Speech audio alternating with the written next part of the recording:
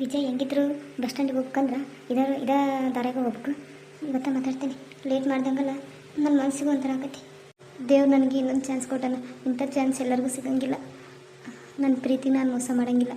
ಹೇಳ್ಕೊಂತೀನಿ, ವಿಜಯ್ ನಾನು ಅರ್ಥ ಮಾಡ್ಕೊಂತಾನ. ಯಾಕೋ ಎಷ್ಟೊತ್ತಾತೇನೋ ಬರಲೇ ಇಲ್ಲ. ಹ್ಞೂ ಬರಕತ್ತಾನಲ್ಲಿ. ಈಕಿ ಯಾಕ ಇಲ್ಲಿ ನಿಂತಾಳ? ಯಾರಿಗೆ ಗೊತ್ತಾ? ಓಕೆ, ಮದುವೆ ಹುಡುಗ ಮೋಸ್ಟ್ಲಿ ಬರ್ತಾನಂತಾನ ಅಥವಾ ವೇಟ್ ಮಾಡ್ಕೊಂತ ನಿಂತಾಳ ಅನ್ನಿಸ್ತತಿ. ನಮ್ಗೆ ಯಾಕೆ ಬೇಕು ಸುಮ್ಮನೆ ಬೇರೆ ವಿಷಯ. ನನ್ನ ಪಡಿ ನಾನು ಹೋಗ್ತೀನಿ. ಏನಿವನು ನೋಡಿ ನಕ್ರು ನೋಡಿದಂಗೆ ಉಂಟನ. ವಿಜಯ್ ಏನು ನೋಡ್ದಂಗೆ ಉಂಟಿ? ಯಾರು ನೀವು? ವಿಜಯ್ ಇಷ್ಟೆಲ್ಲ ನೋವು ಮಾಡಬೇಡ. ನನಗೆ ಗೊತ್ತು ನಾನು ನಿನಗೆ ನೋವು ಮಾಡೀನಿ ಅಂತಂದು. ಆದ್ರೆ ನಾನು ಹಂಗೆ ಮಾಡೋಕ್ಕೆ ಕಾರಣ ಐತಿ. ಒಂದು ನಿಮಿಷ ನನ್ನ ಮಾತು ಕೇಳು. ಸಾರಿ, ನೀವು ಯಾರು ಅಂತ ನನಗೆ ಗೊತ್ತಿಲ್ಲ. ವಿಜಯ್ ಮೇ ಬಿ ನಿನ್ನ ಮದುವೆ ಆಗ್ತಿರೋ ಹುಡುಗಗೋಸ್ಕರ ವೇಟ್ ಮಾಡಕತ್ತಿ ಅನಿಸ್ತೈತಿ.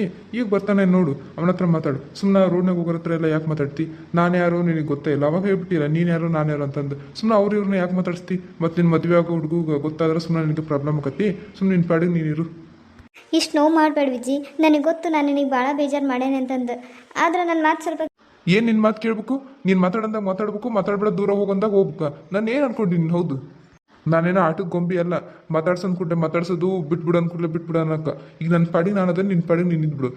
ಈಗೇನು ನಾನೇನು ಮದುವೆ ಕರೆಯೋಕೆ ಬಂದೀಯ? ಇನ್ವಿಟೇಷನ್ ಕಾರ್ಡ್ ಕೊಡೋಕೆ ಬಂದೀಯಾ? ನೀನು ಯಾರು ನನಗೆ ಗೊತ್ತೇ ಇಲ್ಲ. ದಯವಿಟ್ಟು ನಿಮ್ಮ ಕೆಲಸ ನೀನು ನೋಡ್ಕೋಬೋದು. ವಿಜಿ ನನ್ನ ಮಾತು ಒಂದು ನಿಮಿಷ ಕೇಳೋಕೆ ಅವನಿಗೆ ಟೈಮ್ ಇಲ್ಲ. ಇನ್ನೊಂದು ವಿಷಯ, ನಾನು ಅಷ್ಟು ಪ್ರೀತಿಯಿಂದ ನನ್ನ ಪ್ರೀತಿ ನಾನು ಹೇಳ್ಕೊಳಕ್ಕೆ ಬಂದ್ರೆ ಎಷ್ಟು ಅವಮಾನ ಮಾಡಿಬಿಟ್ಟು ನೀನು. ಅಟ್ಲೀಸ್ಟ್ ನಿನಗೆ ಇಷ್ಟ ಇಲ್ಲ ಅಂದ್ರೆ ಮೆಲ್ಕಾಸ್ ಆದರೆ ಹೇಳ್ಬೇಕಾಗಿತ್ತು. ಆದ್ರೆ ಆ ರೀತಿ ನೀನು ಅವಮಾನ ಮಾಡ್ಬೋದಾಗಿತ್ತು. ನನ್ನ ಜೀವನದಲ್ಲಿ ಅದನ್ನ ಯಾವತ್ತೂ ಮರೆಯೋಂಗಿಲ್ಲ. ಇದೇ ಲಾಸ್ಟ್. ಇನ್ಯಾವತ್ತೂ ನಾನು ಇದ್ರೂ ಸಿಕ್ಕರು ನೀನು ನನ್ನ ಮಾತಾಡಿಸ್ಬಾರ್ದು. ಅಲ್ಲಿ ನೋಡು, ಲವರ್ಸ್ ಏನೋ ಜಗಳ ಮಾಡ್ಕೊಂಡಾರ ಅನ್ನಿಸ್ತತಿ. ಏನು ಚಿನ್ನ ಜಗಳ ಮಾಡ್ಕೊಂಡಿರ? ನಿನ್ನಂಥ ಸುಂದರವಾದ ಹುಡುಗಿನ ಚೆನ್ನಾಗಿ ಇಟ್ಕೊಳೋದು ಅದೃಷ್ಟ ಅವನಿಗಿಲ್ಲ. ನನ್ನ ಜೊತೆ ಬಾ, ನಾನು ನಿನ್ನ ರಾಣಿ ಮಹಾರಾಣಿ ಹೆಂಗೆ ನೋಡ್ಕೊತೀನಿ. ಬಾಯ್ ಮುಚ್ಕೊಂಡು ಹೋಗು. ಹೌದು, ಅವನದನಂತಂದು ಅವನ ಜೀವ ಕಾಪಾಡಿದಿ. ಇವತ್ತು ನೋಡು, ನಿನ್ನೆ ಇದ್ರಿ ಸಿಕ್ಕರು ಮಾತಾಡ್ಸ್ಬೇಡಂತಾನ. ಇನ್ನೇನು ಅವ್ನು ನಿನ್ನ ಸಹಾಯಕ್ಕೆ ಬರ್ತಾನ?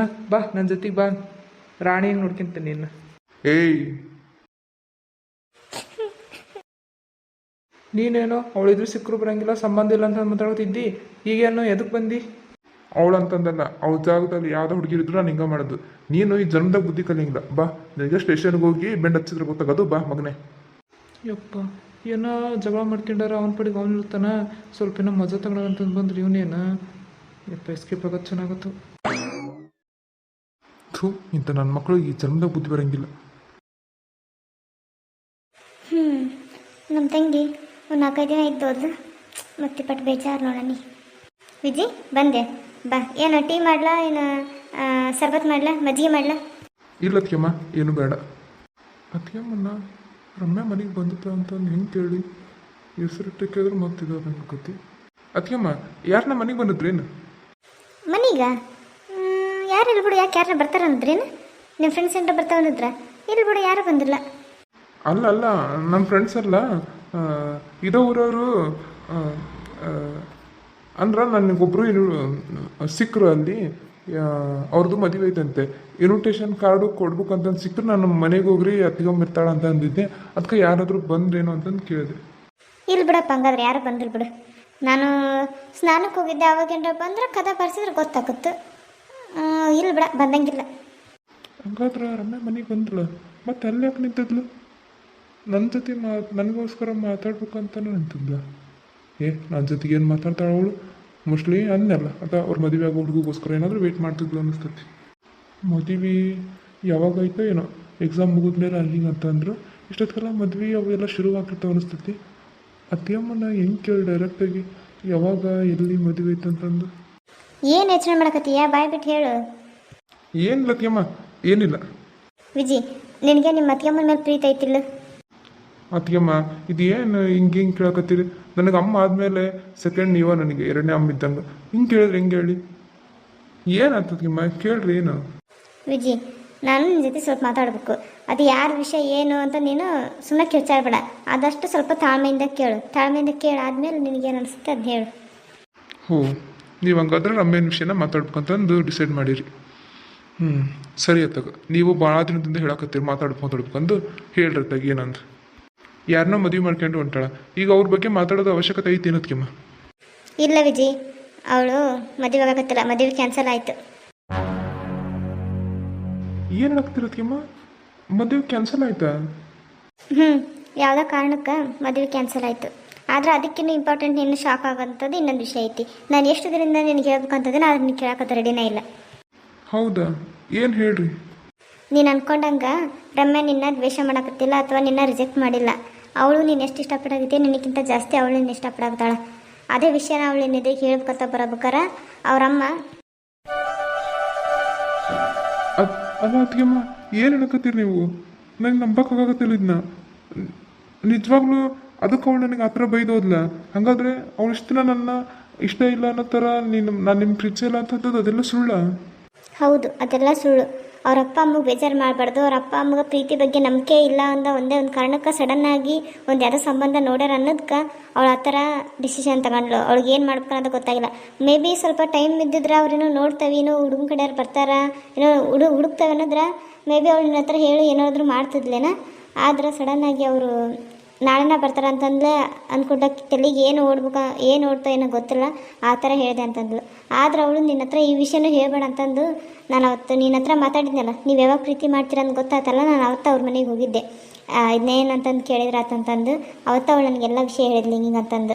ಆದ್ರೆ ನಾನು ಮದುವೆ ಮಾಡ್ಕೊಂಡು ಹೋಗೋಕತ್ತೇನೆ, ಸುಮ್ಮನೆ ನಾನೀಗ ಹ್ಞೂ ಅಂತಂದು ಹೇಳಿ ಅವ್ನು ಪ್ರೀತಿಸ್ತೇನೆ ಅಂತಂದು ಹೇಳಿ ಇದು ಮಾಡಿದ್ರೆ ಅವನಿಗೂ ಬೇಜಾರಾಕತಿ. ಅದಕ್ಕೆ ಅವ್ನು ನನ್ನ ದ್ವೇಷ ಮಾಡಿದ್ರೆ ಪರವಾಗಿಲ್ಲ, ನಾನು ಪ್ರೀತಿ ಮಾಡೋ ವಿಷಯ ಅವ್ನಿಗೆ ಹೇಳ್ಬೇಡ್ರಿ ಅಂತ ನನ್ನ ಹತ್ರ ಆಣೆ ಮಾಡಿಸ್ಕೊಂಡಿದ್ಲು. ಅದಕ್ಕೆ ಆದರೂ ನಾನು ಆಣೆ ಮೀರಿ ನೀವಿಬ್ಬರು ಒಂದಾಗ್ಬೇಕಂದು ನಿನ್ನ ಹತ್ರ ಎಷ್ಟು ಹೇಳ್ಬೇಕಂತ ಪ್ರಯತ್ನ ಪಟ್ಟೆ, ಆದರೆ ನಿಮ್ಗೆ ಕೇಳಲೇ ಇಲ್ಲ.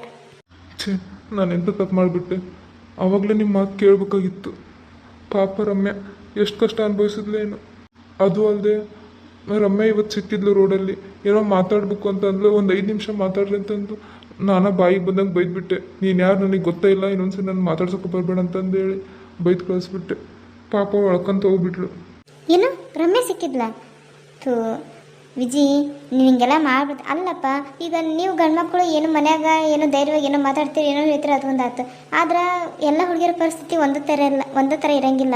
ಅವ್ರು ಪ್ರೀತಿ ಮಾಡ್ತಾನೆ ಅಂತಂದು ಹೇಳಿ ಸಡನ್ನಾಗಿ ಆ ಥರ ಚೇಂಜ್ ಆಕ್ರಂದ್ರೆ ಮನ್ಯಾಗ ಒಂದು ಏನೋ ಪ್ರಾಬ್ಲಮ್ ಐತಿ, ಅವರು ಯಾರ ಸಲುವಾಗಾದರೂ ಆ ಥರ ಮಾಡೋಕೆ ಹೋಗೋದ್ರಂದು ನೀವು ಅರ್ಥ ಮಾಡ್ಕೋಬೇಕು.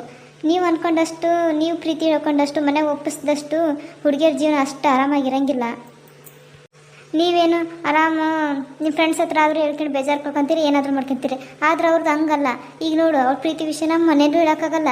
ಈಗ ಅವ್ರಿದ್ರಿಗೆ ಅಳ್ಕೊಂತ ಕುಂದ್ರಕ್ಕೂ ಆಗಂಗಿಲ್ಲ. ಅಳ್ಕೊಂತ ಕುಂದ್ರೆ ಯಾಕೆ ಅಳಕತ್ತಿ ಅಂತ ಕೇಳ್ತಿರ್ತಾರೆ. ಎಲ್ಲ ಮನಸ್ಸಿನಾಗ ಇಟ್ಕೊಂಡು ಒದ್ದಾಡ್ಬೇಕು.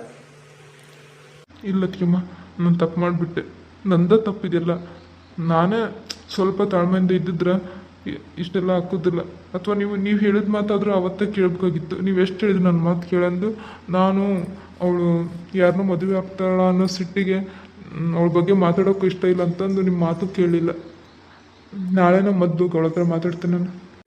ಸರಿ, ಮೊದಲು ಆ ಕೆಲಸ ಮಾಡು. ಇನ್ನೂ ಲೇಟ್ ಮಾಡ್ಕೊಂತ ಕುಂದ್ರಬೇಡ್ರಿ. ಪಾಪ ನನ್ನ ರಮ್ಯಾಗ ನಾನು ನೋವು ಕೊಟ್ಬಿಟ್ಟೆ. ಹಾಯ್ ಫ್ರೆಂಡ್ಸ್, ಇವತ್ತಿನ ವಿಡಿಯೋ ನಿಮಗೆ ಇಷ್ಟ ಆಗಿದ್ದರೆ ಪ್ಲೀಸ್ ಫ್ರೆಂಡ್ಸ್ ಲೈಕ್ ಮಾಡಿ, ಶೇರ್ ಮಾಡಿ, ಹಾಗೆ ಕಮೆಂಟ್ ಮಾಡಿ. ನನ್ನ ಚಾನಲನ್ನೇ ಸಬ್ಸ್ಕ್ರೈಬ್ ಮಾಡ್ಕೊಂಡಿಲ್ಲ, ಪ್ಲೀಸ್ ಫ್ರೆಂಡ್ಸ್ ಸಬ್ಸ್ಕ್ರೈಬ್ ಮಾಡಿಕೊಂಡು ಪೂರ್ತಿ ವಿಡಿಯೋ ನೋಡಿ. ಮತ್ತೆ ಮುಂದಿನ ವಿಡಿಯೋದಲ್ಲಿ ಸಿಗ್ತೀನಿ. Thanks for watching.